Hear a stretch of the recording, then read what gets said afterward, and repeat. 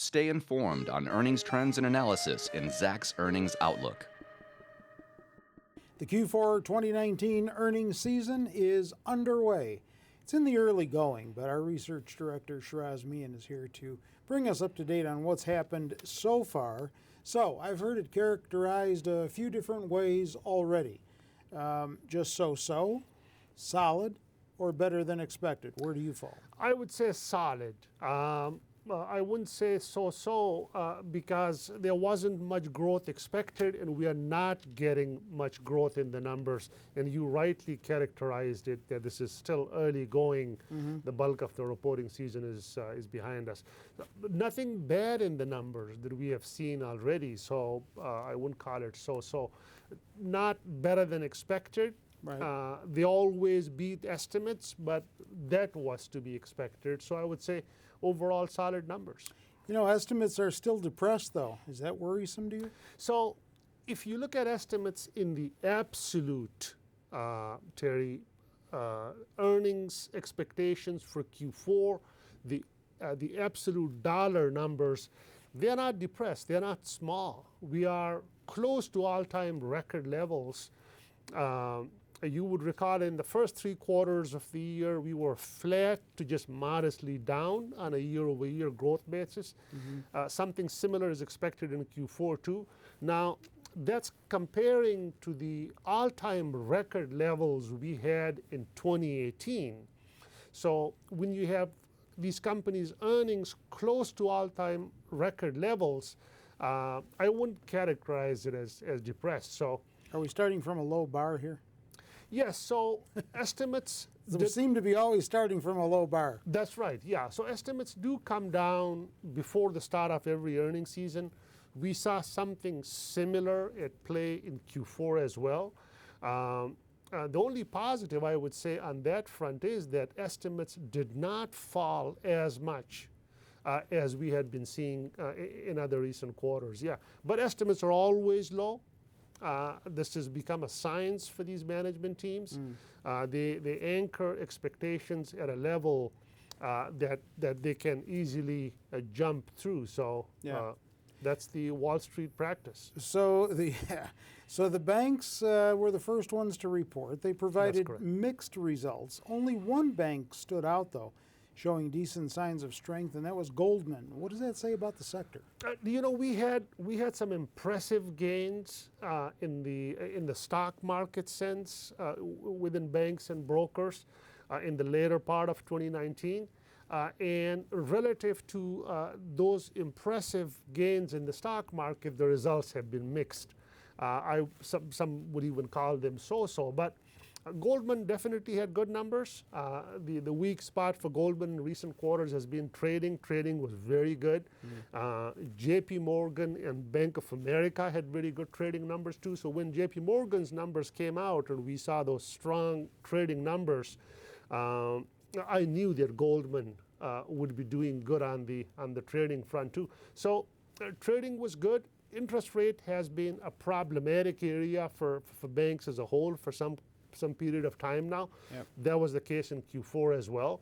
So net interest margins were either flat to modestly down, though loans were up about 2.5% for most of these guys.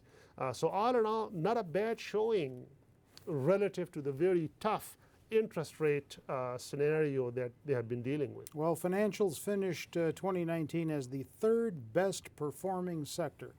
Is that upward momentum going to continue here? I sincerely hope so. I think the way these companies have been able to operate in this low interest rate environment has been, by all means, very impressive. Now, the gains, what they saw in the later part of 2019 were to a large extent a function of the Fed stepping back from its easing cycle, which was a big boost for those for these guys. That's the operating expectation in the market right now. So there is no direct fresh catalyst of that magnitude for the group. So I wouldn't expect that magnitude of gain for the group in 2020. But overall, I think the momentum should be positive. Valuations for the group are very reasonable. They are attractive for income investors too. They have good juicy dividends, and they're buying back a ton of their shares. All right, well, let's look at the scorecard. Okay, Numbers will paint the picture. absolutely. So we have through Friday, 44 S&P 500 companies have reported results, as we are showing on this slide. Earnings are down 3.8%. Revenues are up 3.9%. 75% are beating EPS estimates, and 70.5% are beating revenue estimates. As I mentioned in these next two bullet points here, no major surprises on the earnings growth front. There wasn't much growth before, and there isn't much growth in Q4 either. But we could be seeing the beginning of a nice revenue rebound. And I want to dwell on that a little bit. As I mentioned in this last bullet point, that the revenue rebound could be a major positive if it's confirmed by the coming results. In this slide, Terry, we are comparing the growth rate we are seeing in Q4 to what we have been seeing from the same 44 companies in other recent quarters. And as you mentioned earlier, 3.8% revenue decline. For the same group, earnings were down 5.2%. Relatively similar picture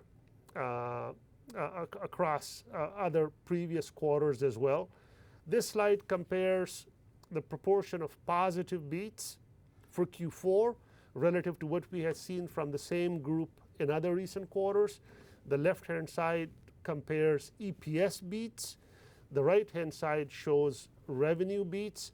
And it's this revenue beats that I want to show and spend a little time on. So the left-hand side is revenue growth rate for this 44 companies. And what I've done here is that I've zeroed in on the 4 quarters of 2019 only. And the reason for that is that 2018 was this unusual year when earnings and to some extent revenues were boosted by the tax cut legislation. So it's perhaps useful and appropriate that we compare Q4 results with the first 3 quarters of the year. And as you could see, the 3.9% growth in Q4 thus far is a notable acceleration over what we saw from the group in the first 3 quarters, and a similar high proportion of companies are beating revenue estimates too. Revenue beats are not as straightforward and easy for S&P 500 companies as EPS beats are. We were discussing earlier that they have converted it into a science to beat EPS estimates.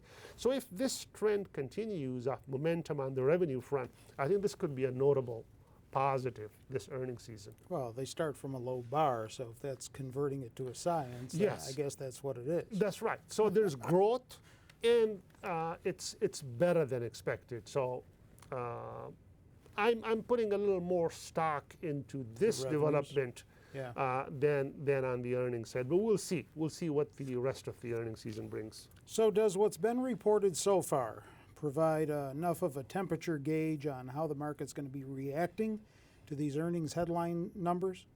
So yes and no. Yes, because the market always responds to earnings results. The focus thus far has primarily been finance. The market hasn't been overly enthusiastic about what it heard from finance, but as we move further into the Q4 earnings season and all these other companies start reporting, we'll get a better sense. But a lot will be depending on how these management teams characterize underlying business trends. And as long as we see some reassuring, positive, and constructive commentary on that side, I think that'll be positive for the market. The one other small comment I want to make is that with the China trade deal now significantly in the books, in terms of the first part of of the deal being signed, this should have positive impact on business confidence, and we should have some impact of that in management commentary this earnings season. All right, well, stock prices have become expensive relative to their earnings. The market bulls, they've said earnings are going to catch up to price. If that doesn't happen, does that concern you? Yes, it'll be a big problem. So the reason why the market did not care as much for earnings declines in 2019 was that it all along was looking ahead to a rebound in earnings growth in 2020, and 2020 sounded like a faraway period throughout 2019, and we could always be very hopeful and dreamy about faraway periods, but now we are in 2020. Right. So as these Q4 results come out, and as management teams discuss business conditions and what they see in the pipeline and on the horizon, that will determine how estimates for Q1 20 and the rest of the year evolve. Thus far, the evidence is favorable.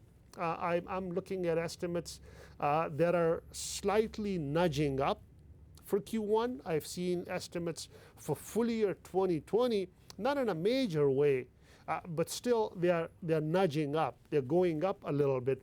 If that trend continues, then it'll prove up that expectation that you mentioned.